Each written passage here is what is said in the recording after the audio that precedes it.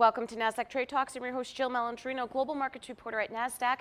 Joining me at the market site in Times Square, New York City, we have Charlie Brown. He's the managing director on Nasdaq's market intelligence desk with our midday update. And the major averages just continue with that upside momentum since the phase one trade deal was signed. Charlie, it really is quite incredible. We haven't looked back since last Thursday. No, we haven't. They continue to power forward. I think today is a little bit muted, and that's primarily because of Federal Express's earnings. They came out, they missed.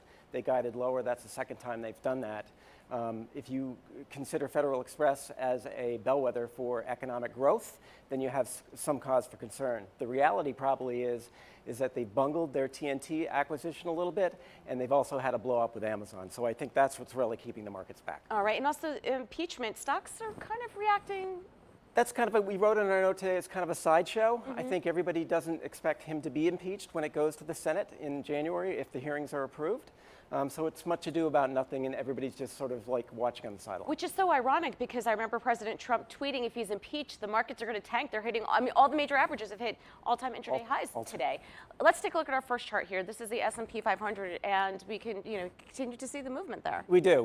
The two charts we're going to show is basically showing the resilience of the marketplace. The S&P 500 is up 27% so far for the year.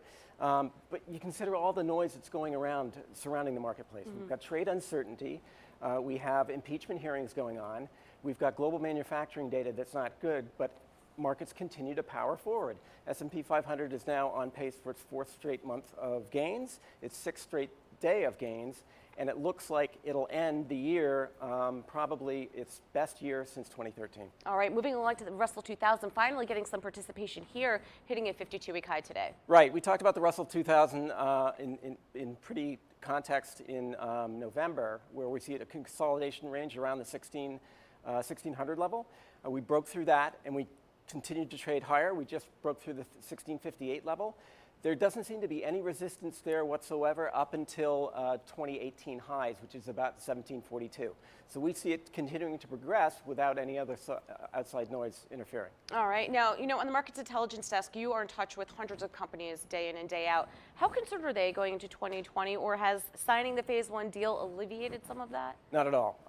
Nothing has been signed. I think there's a lot of concern. I think there's a lot of wait and see. I don't think anybody's, going everything in right now. Everybody has seen this whole sort of scenario play out back and forth. I think companies are expecting to see that to continue for some time. All right. Thanks for the insight, Charlie. And great to have you with me as always. And thanks for joining us on Trade Talks. I'm Jill Malandrino, global markets reporter at Nasdaq.